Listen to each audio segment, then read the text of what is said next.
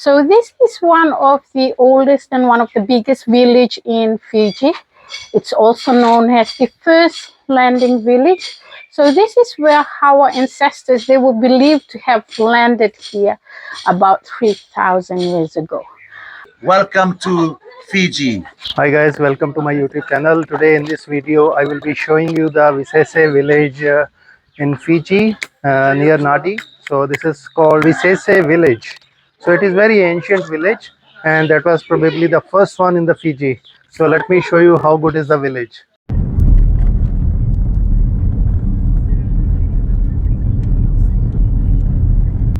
That was an idea brought. तुम्हारे कुछ कौन सी मांगता है, तुम कौन सी मांगता करो ना. अपना नाम बताइए. हमारा नाम साई है. साई. हाँ. अच्छा, साई बाबा वाले साई. नहीं बाबा, साई बाबा यार. अच्छा. हम साई है. ओके. हाँ, हम यहाँ यहीं पैदा हुआ. हाँ, हम यहाँ पैदा यहाँ नादी में. Okay okay. हम नादी की दे. अच्छा, वो नाडी का बताओ, कहाँ इंडियन कब आए थे इधर? Well, Nadi here, Fiji में the first government was formed in 1874. Okay, नहीं वो क्या कह रहे थे आप? And after 5 years, उसके बाद में 5 years first government form करी थी लोग. नहीं, शुगर केन के लिए आए थे? हाँ, वो लोग British colonial implanted to Oolong ke liye kya. The first shipment of Indians from India was in 1879. Okay. Oolong यहाँ आए के यहाँ गन्ना बोए के, गन्ना बोए और कौन सी harvest करे के. Okay. Just like in South Africa, in Malaysia, you know, सब Indian वहाँ जाके वहाँ. They were promised to come here and earn more money, but little that they know, they were here to come be a slave. तो कितना population है यहाँ का? कौन? पॉपुलेशन? इंडियन? नहीं, फिजी टोटल कितना फिजी लोग? Population यहाँ फिजी में not even a million. It's 980,000. Oh. और प्राइम मिनिस्टर कौन है? Who is the prime minister? Prime minister अभी इंडिया में मोदी के मीटिंग करे. ओके. उसके नाम सिद्धिवेनी रंबुका है. ओके. पहले एक बार इंडियन भी था ना, क्या नाम था उसका? विजय, क्या नाम था? महेश मोदी. हाँ हाँ हाँ, Indian.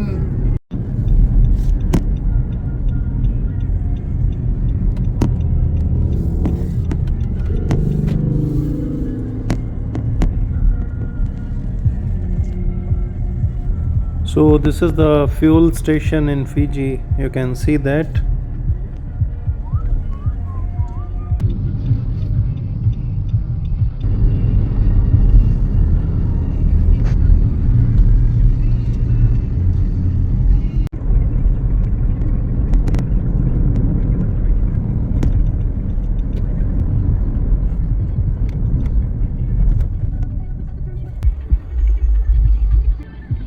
So after around a half an hour drive from Nadi Sheraton Hotel, we have reached this beautiful ancient village of Fiji. Let's continue the journey. So nowadays, if you go along the coast up north, they'll look about it. Yeah, those yeah. are sugarcane. You probably have seen this around, yes? So this is the kind of weapons that our ancestors used in the olden days. Since there were no guns, this is their war club. But the ones they used were quite bigger than this. This is just a replica. Okay? So this is what they call a throwing club. They used to throw it over the enemies on the temple. Once they lay flat on the ground, and they use this. It's called a neck breaker or an axe. So that is used to twist the neck to finish them off, and a sharp point is to break the skull in two. But this is the most famous one. Since our ancestors, they were cannibals back in the days, they used this to pick the brains, the eyeballs, the flesh. But today we use them for barbecue and salad and for decorations on the walls. So you don't have to worry about this anymore. Right? So for any carvings, when it comes to carvings, whether you get them in the village or outside of the village, you had to make sure that it should have a treated stamp or treated sticker. That means they've been declared, treated, and fumigated. So it's safe to take them through customs. And this is just some little things that the ladies do just to help us in daily basis. Each table, each families, we don't share. But we're not forcing you, we're not harassing you to buy from us. That is totally up to your decision. Here you actually get to support the local families, whereas in town it goes to the big businessman. Once you're ready, I am Nada. I'll be taking you in for the village tour. Yeah?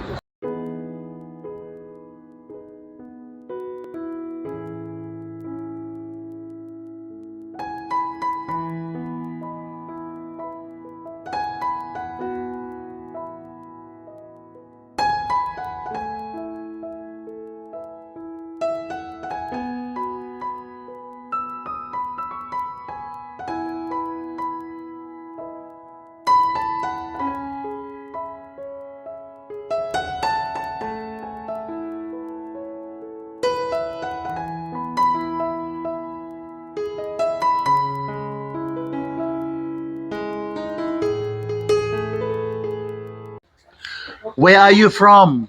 I'm from Punjab. Originally from Punjab? Yeah. सत श्री अकाल। सत श्री अकाल। क्या हाल है? बहुत बढ़िया। बहुत बढ़िया। मुझे भी। And how you say? Bula. Bula. Bula. Bula Bula. binaka. Welcome to Fiji.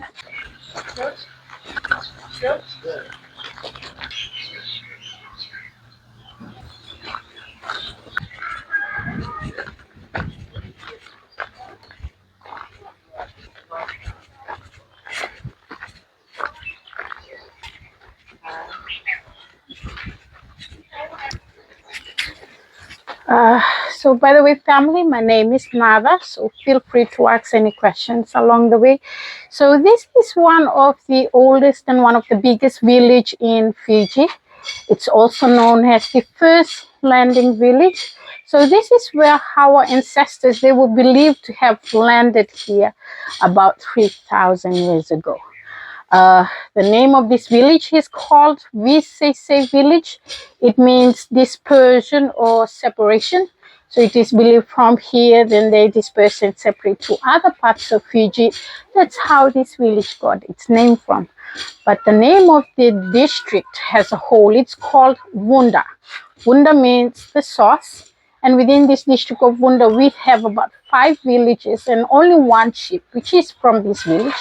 So yes, we have our chief, and he's currently at the age of 94.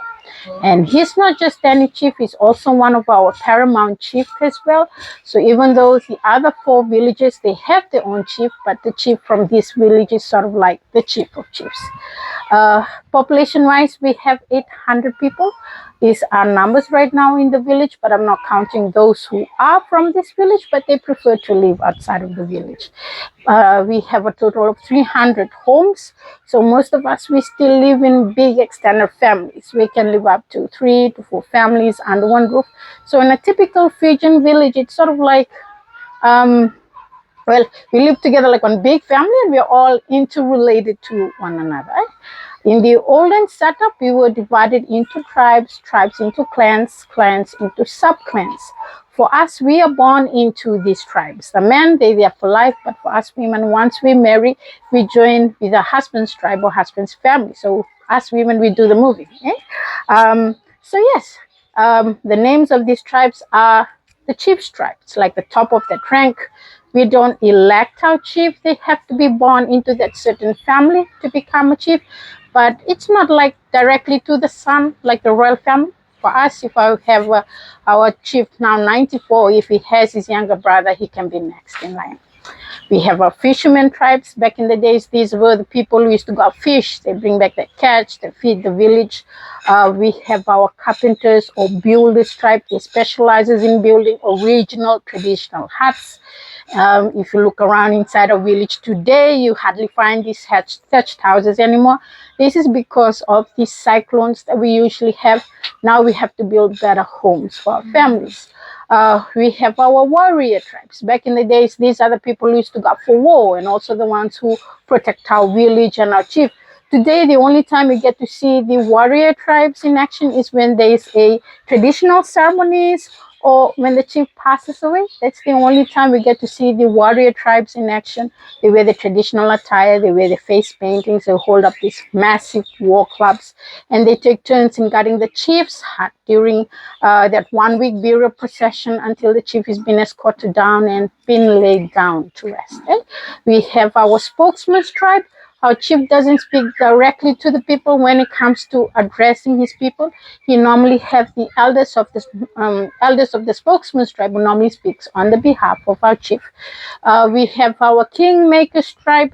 They're the ones who do the traditional ceremonies of installing of the next chief, quite similar to what a coronation is. And lastly, we have our priesthood tribe. Before Christianity came and played important roles in our community today, our ancestors, they used to serve different kinds of gods. For example, they used to serve snake god, shark god. Human sacrifices was sort of like their everyday thing. So this priesthood tribe, they were responsible for human sacrifices. All those rituals, they were into herbalists, and they actually believed they can speak to the gods back in those days. But thank God today, everyone inside the village are all Christians. So Fiji, most of the villages under Methodist Church like this one, and some under Catholic Church. Now everyone work outside of the village since everything costs money. They said we take up our traditional role on a special occasion or traditional ceremonies in which we sit within our tribes and in ranks. So majority people in this village, we have they work in the hotels, resorts, backpackers. Some are civil servants, and for us who have our tables out there, so whatever we get in a day, these are unemployed women in the village. So whatever we get in a day helps support our families. So that should give you a clear understanding of what a village setup is like. But apart from the whole village where we're standing on, this belongs to the Methodist Church compound or the Methodist Church, whereas we have this greenhouse belongs to our church ministers. They serve in the village for 5 years with his family, but they are not from this village. They can come from any part of Fiji. Likewise with our church deacon as well. They serve for 3 years in the village before they've been transferred out either in the villages in the outer islands. There are also villages in the interior, in the rural areas, or even villages in urban areas as well. Alali. It's a Fijian drum. This is what our ancestors used in the olden days as their way of communication or to relay messages. Like back in the days when there used to be a lot of tribal wars, if they see the enemy, approaching, they normally beat the drums and they'll know what to do. They run and hide. But today we use them in the village. We use them on any normal church service. We normally beat it 3 times. By the third bell, everyone expected to be inside the church. Knowing us Fijians, we are always on Fiji time. Or weekdays at 7 o'clock in the evening, that is family time. So once they hear the lali's been beaten, we quickly make it to our extended family home. We sit down, we sing hymns. Once everyone is there, then we pray together as a whole family.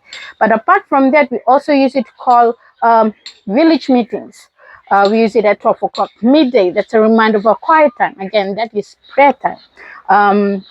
So different rhythms have different meanings. And we also use it on funeral, but only the chief's funeral, like we beat it every half an hour to show how mourning. The village has about 3 of these. There's one here in our church compound. There's one in the center of the village, and there's another one right at the back of the village. Unfortunately, family, I'm sorry, I won't be able to beat the drums. Otherwise, I'll be in trouble. Watch your steps. Watch your steps.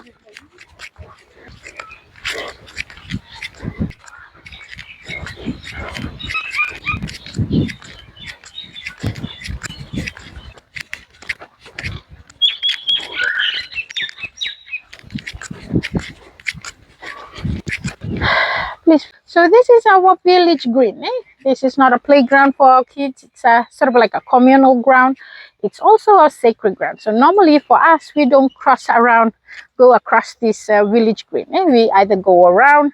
The only time we get to see us here is when we do village communal work, or we bring tourists in, or if there's any special events in the village green or a communal meeting, we normally come in the village green. So this is a proper setup of a Fijian village. You'll find the chief's hut. So this is the original traditional huts that we used to have back in the days. For this village, it was until 1990 to 2000 when we slowly changed this from this type of housing into concrete housing, from pit toilets into flush toilets. Only the chief's hut will have white cowrie shells on both ends of the roof. These are white cowrie shells from the sea. We call this in Fijian buli. It means the chosen. These are made of a very special grass. So every 10 years we replace them. Unless if it's been damaged during cyclone, then we immediately change them. It takes 3 to 4 full months to actually complete the rethatching of these reeds. But our chief only uses this when he calls for village meetings, only for the elders of the tribes and clans. It's not for everybody. Okay? If he wants to rest or relax, time out from the wife, sort of like the chief's man cave. Right? You won't find any double-story house building for reinstalling the next chief, but apart from that, it's the meeting house for that certain tribe. And this white building over here, we name our houses, we name our buildings, so it's called a Vakuvunda. The Vakuvunda means the rise of the source. But the wording below it, it says, Awere Vakamomo Nivanua. It means it's the house of the man of the land. So this is, to be honest, in the village, it's sort of like a man's world. Every decision making has to be done by the men. But it's not like it used to 30 years ago. It used to be very strict. Women have no to less say in anything concerning the village. But compared to that, women are allowed to be present. We get to vote. And that's the only time we get to have a voice. We have our own village headman. We have our own village policeman. And we have our own set of village bylaws. But no one is above the law. So this monument marks the beginning of Christianity and the end of cannibalism. Like I already mentioned, our ancestors, they were cannibals back in the days. They used to go war, like 3 or 4 villages combining. They go war outside of their village or other provinces. They bring back the people they capture. They sacrifice them onto their altars or to their gods before they actually eat them. They used to believe the more human flesh they consume, the more powerful and stronger they become. But it wasn't because they were lack of food, it was more of gaining spiritual powers. So we believe when the first missionary first set foot into a village in 1826, we believe they brought a much more stronger God with them. It was so powerful that our ancestors were able to surrender their war clubs and their cannibal pork. And they hilted to that God. So every October 10th, we celebrate this stone. There'll be a big feast, big celebration. Everyone has to wear white. It's like the biggest white Sunday, young and old. We have breakfast together. That's the only time we have a morning service on the stone. The choir, they take turns in singing the whole day. We have breakfast, lunch means lovo. You do understand what lovo is? Lovo is our traditional underground cooking. Slow cooking, similar to what a Maori does. They call it a hangi. For us, back in the days, they used to put human beings in this loaf. But now, just pork, beef, chicken, fish, you name it. And every year, it's always been reminded to the younger generation of the importance of this stone. How the life was back in those days when the missionaries came or the gospel came, the changes that it has brought with it.